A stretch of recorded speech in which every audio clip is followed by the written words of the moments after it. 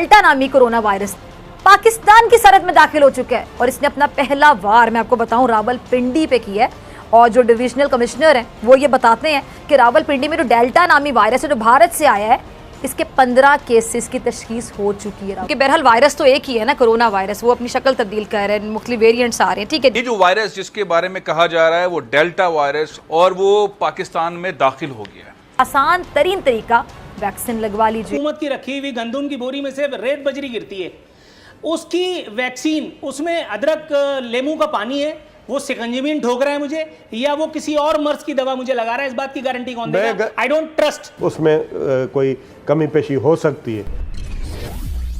जय हिंद दोस्तों, a very warm welcome to Hindustan special channel. आपको पता ही है दोस्तों, कोविड-19 ने पूरी दुनिया में तबाही मचाई हुई है। भारत में भी तीसरी लहर का खतरा बना हुआ है। पाकिस्तान में भी अब डेल्टा वेरिएंट के रावलपिंडी में बहुत सारे केसेस पाए गए हैं। आज की वीडियो में फिजा अकबर खान ने यह बताया है कि डेल्टा वेरिएंट पाकिस्तान में भी दाखिल हो चुका है और अब इस खतरनाक डेल्टा वेरिएंट के बहुत सारे केसेस रावलपिंडी में पाए गए हैं। डेल्टा वेरिएंट के पाकिस्तान में पाए जाने से चारों तरफ अफरा तफरी का माहौल है। दूसरी तरफ पाकिस्तान में नमक मिली वैक्सीन लगाए जाने से लोगों का वैक्सीन से विश्वास उठ गया है और अब लोग वैक्सीन लगवाने वैक्सीन सेंटर नहीं आ रहे। नूरुल आरफीन सिद्दीकी ने पाकिस्तान की वैक्सीन की पोल खोल कर रख दी है। आज की वीडियो में पाकिस्तानी मीडिया ने और क्या कहा, तो चलिए दोस्तों आज की वीडियो की तरफ चलते हैं। दुश्मन से निपटने के लिए हिकमत अमली यानी स्ट्रैटेजी बनाई जाती है। दुश्मन को शिकस्त देने के लिए कह लें कि तरह तरह की मनसूबाबंदी की जाती है और बड़ा वक्त लगा के की जाती है, बड़ा दिमाग लगा के की जाती है, तभी दुश्मन को शिकस्त दी जा सकती है। जैसे कि पुराने वक्तों में दुश्मनों पे घात लगाकर हमला किया जाता था। यानी जंग के लिए सिर्फ हथियार नहीं चाहिए होता, बल्कि बेहतरीन प्लानिंग, स्ट्रैटेजी, हिकमत अमली बहुत ज़रूरी होती है। इसी तरह कोरोना जिसने पूरी दुनिया में तहलका मचा दिया, अच्छा स्पेनिश फ्लू, इसकी हलाकत खेज वबा हो, या फिर जो दूसरी आलमी जंग की तबाही, या फिर ताउन की जो आलमी वबा थी वो हो, तारीख पर अगर नज़र डाल लेना तो हर हलाकत खेजी के बाद दुनिया वाकई तब्दील होती हुई नजर आई, जिसको तब्दीली कहते हैं।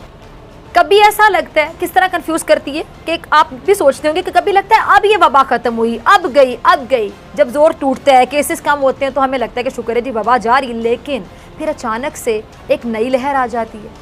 अब हमारे मुल्क में आपको पता है कि कोरोना की जो तीसरी लहर है उसका जोर किसी हद तक कैसे थे ख़त्म हो रहा था, फिर अचानक से कोरोना के केसेस में मज़ीद इजाफा देखने में आया और पाकिस्तान में अब आपको पता है कि चौथी लहर आ चुकी है। ये जो कोरोना वबा की चौथी लहर है, इसमें भारतीय कोरोना की किस्म बुनियादी वजह है। अब ये जो वायरस है ना, ज़रा सुनिएगा, भारत वाला वायरस, ये जो चौथी लहर अभी पाकिस्तान में, इस डेल्टा नामी कोरोना वायरस, और अब ये भारतीय वायरस पाकिस्तान की सरहद में दाखिल हो चुका है।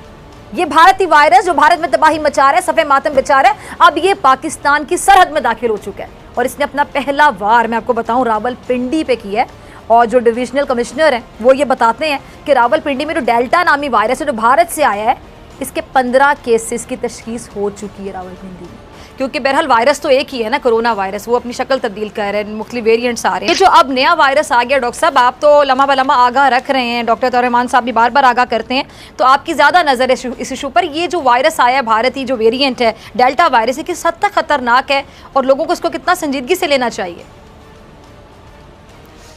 बिस्मिल्लाहिर्रहमानिर्रहीम। देखिए, ये वायरस जो है ये बहुत ज़्यादा ख़तरनाक है और मैं आसानी से लोगों को समझाने के लिए कहता हूँ कि ये इंडियन वायरस कहा जा रहा है, जो डेल्टा वायरस का नाम भी है इसका। खुदा न खास्ता अगर मेजॉरिटी लोग अगर डेल्टा वायरस में मुब्तला होते हैं तो इसकी जो प्रॉब्लम है सबसे ज़्यादा कि ये बहुत तेज़ी से एक से दूसरे में फैलने की सलाहियत रखता है। दूसरी बात ये कि इसमें सिम्टम्स इतने ज़्यादा जल्दी नहीं महसूस होते हैं, लोगों को नहीं पता लगता। पहले जो चाइनस वायरस आया था, उसके बाद फिर अल्फा आया वेरिएंट, फिर बीटा वेरिएंट आया, फिर गामा वेरिएंट आया, अब ये डेल्टा और डेल्टा प्लस वेरिएंट्स हैं जो भारत से आए हैं और ये ज़्यादा से ज़्यादा ख़तरनाक होते जा रहे हैं। इस बीमारी से बचने के लिए अब वैक्सीन भी आ गई।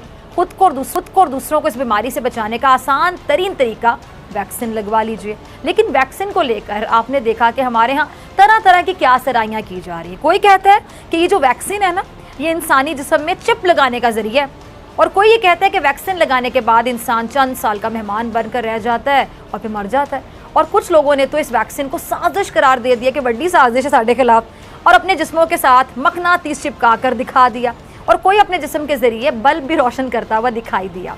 इन्हीं तरह तरह के ड्रामे देखने को मिले आपको। अब ये इस वैक्सीन को जो आलमी साजिश करार दिया गया और लोगों में वैक्सीन को लेकर गुमराही को फैलाया गया है। हुकूमत की रखी हुई गंदम की बोरी में से रेत बजरी गिरती है, उसकी वैक्सीन, उसमें अदरक लेमू का पानी है, वो सिकंजीबिन ठोक रहा है मुझे, या वो किसी और मर्ज की दवा मुझे लगा रहा है, इस बात की गारंटी कौन देगा? I don't trust. आप इस पे ट्रस्ट करें। अब मैं उस पे कोई तबसरा नहीं करूंगा। गंदम की बात कर रहे हैं उसमें कोई कमी पेशी हो सकती है, बिल्कुल आप सही फरमा रहे हैं, उसमें गलतियां भी हैं, मुख्तलिफ वक्तों में रही, हमारी गवर्नमेंट में भी हो सकती है। डॉक्टर सोराब सर्की साहब, सर बड़ा हैवी चार्ज लगाने जा रहा हूं मैं। सूबे को कब्रिस्तान में बदलने की तैयारी कर ली है आपकी सरकार ने, और वो क्यों? वो इसलिए कि अब ओपीडीज में अगर किसी मरीज को कान में, दांत में, किसी जगह दर्द है, कोई मसला है, जब तक वो कोरोना वैक्सीनेशन सर्टिफिकेट नहीं दिखाएगा, मेरे सरकार का हुक्मनामा जारी हुआ है कि उसको ट्रीट नहीं किया जाएगा। सर कुत्ते के कांटे की वैक्सीन आप नहीं दे सकते, मैं समझ सकता हूँ, लेकिन एक आम आदमी जिसके पास जेब में पैसे हों या उधार करके वो इलाज कराए, उससे इलाज मुआवजे की सहूलियत छीनने का आपको क्या हक है? अरफिन भाई, बात यह है कि हम ये पूरी कोशिश कर रहे हैं कोरोना के हवाले से। आपने बिल्कुल, आपका मौक़िफ़ भी सही है। हमने उसमें टाइम भी दिया है कुछ के शायद गालबन अगस्त तक जो है वो सब वैक्सीन लगवाएं। मैं अगेन वही घूमूंगा, मैं वही घूमूंगा। मैं आपको ओपीडी से रोकना, इससे बड़ी जल्लादी, इससे बड़ी सफाकी क्या हक है भुट्टो वालों की सरकार को? बिल्कुल आप सही फरमा रहे हैं। ये जो वायरस जिसके बारे में कहा जा रहा है वो delta virus, Indian variant virus है, और वो पाकिस्तान में दाखिल हो गया है। और अगर बकरीद के दिनों में और उसके बाद फिर मुहर्रम में अगर एहतियात न की गई तो बड़ी तबाही मचा सकता है डेल्टा वायरस। वो इसलिए कि जितनी तबाही इसने इंडिया में मचाई है और उसके बाद अमेरिका के अंदर, यूरोपियन कंट्रीज़ के अंदर, हर जगह के ऊपर जो इस वक्त सबसे ज़्यादा ख़तरनाक वायरस करार दिया जा रहा है वो डेल्टा वायरस है। आखिर हमें करना क्या चाहिए? इस चौथी लहर को किस तरह हैंडल करें? ये ख़तरनाक वायरस करार दिया जा रहा है, जिस तरह से इंडिया में इसके रिजल्ट्स हैं, तो अगर हमने एहतियात नहीं की तो फिर क्या होगा? यही सबसे बड़ा अहम मसला इस वक्त पाकिस्तान के अंदर है। सब चौथी लहर डेल्टा वायरस, आप क्या कहते हैं कि ये वायरस जो वजीर आजम पाकिस्तान कह रहे हैं कि खतरनाक है, एहतियात करनी चाहिए, आपने पहली, दूसरी, तीसरी जितनी भी लहर थी उसके अंदर आपकी स्ट्रेटजीज, आपके ऐलानात, आपकी हिकमत अमली हुकूमत के साथ दूर रहकर भी और हुकूमत के साथ करीब होकर भी आपने बनाई, इस चौथे लहर के बारे में क्या है आपकी राय? अनफॉर्चुनेटली जो आपने डेल्टा वायरस की बात की है फैसल, तो ये वायरस अब जो साइंसदान बता रहे हैं कि डेल्टा प्लस भी आ गया है, और वो डिटेक्ट नहीं हुआ अभी तक, लेकिन डेल्टा डिटेक्ट हो चुका है।